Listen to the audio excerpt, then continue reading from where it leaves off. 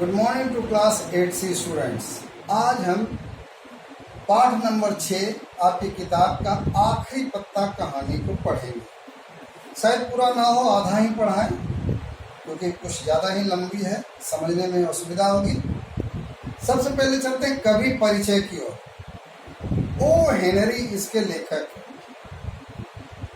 O Henry, इनका बचपन का नाम विलियम सिडनी पॉटर था। यह अमेरिकन थे, अमेरिकन लेखक के नाम से जाने जाते हैं। 11 सितंबर 1862 की इनकी जन्म हुई और 5 जून 1910 में इनकी मृत्यु न्यूयॉर्क में। माँ बाप पास रहते हुए पढ़ाई भी की, फिर माँ की मृत्यु हो जाने के बाद इसके पिता नाना जी यहाँ चले गए रहने के लिए और 16 वर्ष की उम्र में उन्होंने स्कूल छोड़ दिया, लेकिन पढ़ने लिखने की आदत नहीं छूटी। शुरुआत में दवाई की दुकान में काम करते थे, फिर 19 वर्ष की अवस्था में स्वास्थ्य सुधारने के लिए टेक्सास चले गए। वहाँ घुड़सवारी सीखी और खेती बाड़ी के दफ्तर में नौकरी मिल गई। 15 वर्ष की आयु में उन्होंने शादी भी की और एक पुत्री के पिता बने। इन्हें किसी बैंक में नोट गिनने का काम मिला, लेकिन हजारों डॉलर की गड़बड़ी के कारण इनकी नौकरी छूट गई और सजा नहीं मिलाई, लेकिन गिरफ्तारी से बचने के लिए कहीं और चले गए। वहाँ रहते रहते उन्होंने धीरे धीरे कहानी लिखी और ये जो कहानी है आखिरी पत्ता, उन्हीं कहानी द लास्ट लीफ का हिंदी रूपांतर किया गया है। आखिरी पत्ता ये कहानी अमेरिका की है, 2 सहेलियों की है और कलाकारों की भी। वॉशिंग शहर में, या वॉशिंगटन शहर होना चाहिए, या वॉशिंग शहर कोई होगा अमेरिका में, एक छोटी सी बस्ती थी जिसमें बहुत सारे कलाकार रहते थे। कलाकार मतलब होता है डेंटिंग पेंटिंग ही नहीं होता है, आर्ट बनाना नहीं होता है, खेलकूद वाला भी, सिनेमा में काम करने वाला भी, या अपना कर्तव्य दिखाने वाला भी, हर तरह के कलाकार होते हैं। इसी बस्ती में 3 मंजिला मकान, सबसे ऊपर सू नाम की लड़की, सू तथा नाम की लड़की और तथा जानसी नाम की लड़की का स्टूडियो था। सू मेन राज्य की तथा जानसी कैलिफोर्निया की रहने वाली थी। मेन राज्य कहीं होगा अमेरिका में और कैलिफोर्निया तो अभी भी प्रचलित ना जगह है। जानसी रहने वाली थी। एक दिन दोनों की अचानक दोस्त मुलाकात हो गई होटल में। जब मुलाकात हुई तो दोस्ती भी हो गई। उनकी कला से संबंधित बातें और अन्य रुचियों में बहुत मिलती जुलती थी। दोनों में लगता था काफी एकरूपता। जल्द ही धीरे धीरे बात करते करते आपस में घुल मिल गई और एक दिन दोनों ने मिलकर एक स्टूडियो खोल दिया। चलो बड़ा यहाँ रहेंगे और अपना स्टूडियो खोल लेते हैं। इसके ठीक 6 महीने बाद उसी बस्ती में निमोनिया बहुत तेजी से फैल गया। निमोनिया एक बीमारी होती है और उस बीमारी से बहुत सारे लोगों की जान भी जा सकती है। धीरे धीरे पूरी बस्ती में लोग निमोनिया से पीड़ित होने लगे। लगभग सभी लोग निमोनिया से ग्रसित होने लगे। बस्ती के पश्चिमी क्षेत्र में इस निमोनिया का प्रकोप बहुत ज्यादा था।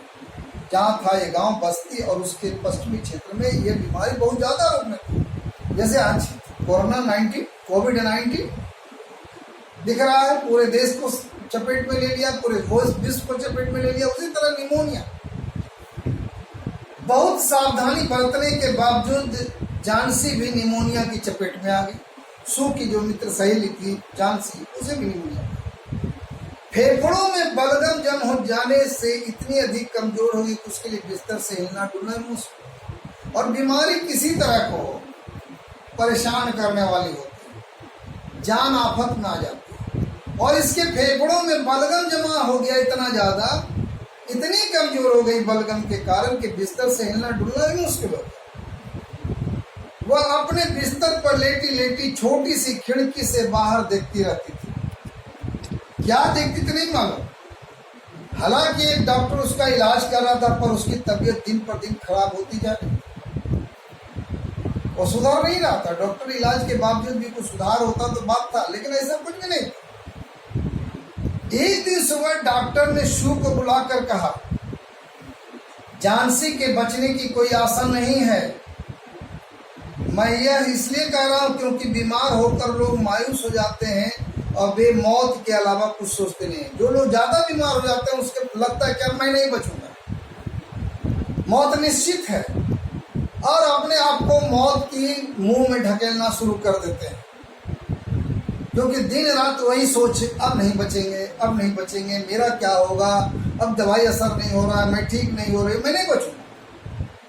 उनके मन की स्थिति के कारण दवाइयों, और जिसके कारण क्या होता है, दवाई असर नहीं कर पाता है, मन मजबूत नहीं होता है, मन मजबूत नहीं होता है, दवाई असर नहीं करते हैं, दवाई के प्रति लापरवाह हो जाते हैं, दवाई खाते हैं, ये दवाई से क्या होगा, मैं तो बचूंगा ही नहीं, दवाई खिला लो चाहे कुछ कर लो।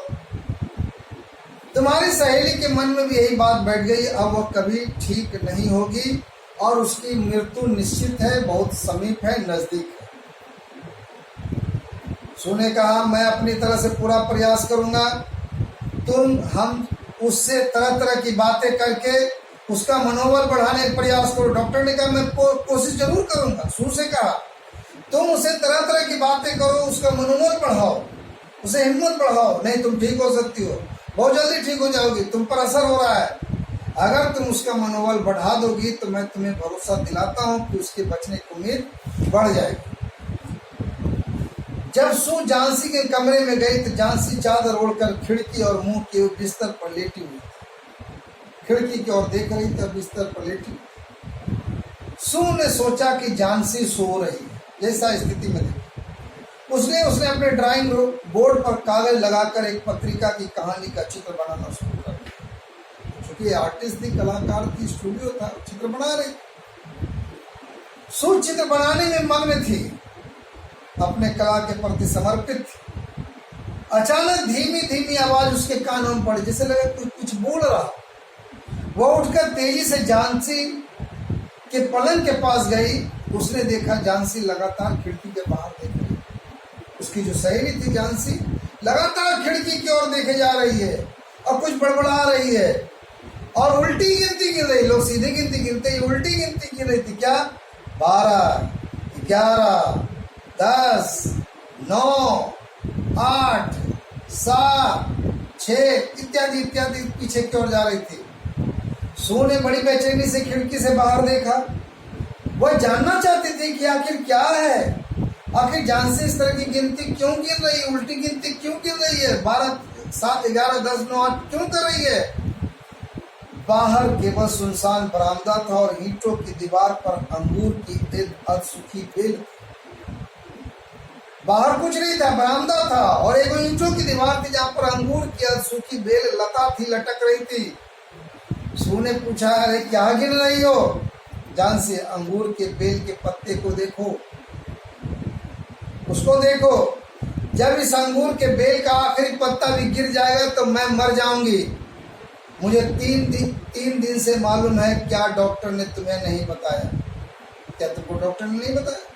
मुझे 3 दिन से मालूम है, क्या डॉक्टर ने तुम्हें नहीं बताया? सू ने बड़े प्यार से झिड़कते हुए कहा, ओह बेवकूफ जैसा बात नहीं करा करो, और बेवकूफी भरी बातें पहले कभी नहीं सुनी ना होगा। अंगूर के इस पुराने बेल के पत्तों के गिरने से तुम्हारे ठीक होने या ना होने के भला क्या? अरे पुराना पत्ता है, गिर रहा, उससे तुम्हारा रिलेशन कैसे हो गया, संबंध कैसे हो गया? सब पत्ते गिर जाएंगे तो तुम नहीं बचोगे, ऐसा किसने कहा था? तुम्हें ऐसा नहीं सोचना चाहिए। आज सुबह डॉक्टर साहब ने मुझे बताया तुम्हारे एग्जाम करने के बाद तुम जल्दी ठीक हो जाओगी, तुम्हारा स्वास्थ्य सुधर रहा है। झांसी की नजरें अभी तक खिड़की से बाहर अंगूर की बेल पर जमी थी। उसने कहा, तुम्हें दवा लाने की जरूरत नहीं है, अब नहीं बचूंगी। अंगूर की बेल पर से एक पत्ता और गिर गया है, अब केवल 4 पत्ते बच गए हैं और चौथे दिन में मर जाऊंगी। एक दिन में एक पत्ते गिर रहे हैं। अब मुझे शोरबा पीने की जरूरत नहीं है, दवा दारू पीने की जरूरत नहीं है। अब तो अंधेरा होने से पहले ही मैं इस बेल के आखिरी पत्ते को गिरना देखना चाहता हूँ ताकि मैं मर सकूं। बस आखिरी पत्ते का इंतजार कर रहा हूँ कि किसी तरह से गिर जाए और मैं मर जाऊं। सू ने प्यार से कहा, प्रिय झांसी, बेकार की बातें छोड़ो और सोने की कोशिश करो। मैं नीचे बाहर मन को बुलाने जा रही हूँ। मुझे उससे अपने चित्र के मॉडल बनवाना है। जब तक मैं ना लौटूं तब तक अपनी जगह से हिलना मत, जहाँ है वहीं रहना। यह था कहानी का एक भाग। अब कहानी के दूसरे भाग में एक चित्रकार आएंगे और उसकी कला क्या होगी दूसरे दिन के वीडियो में आपको देखने को मिलेंगे। पूरी कहानी को आप पढ़ लेंगे, फिर मिलेंगे। तब तक लिए घर में रहें, सुरक्षित रहें। Thank you.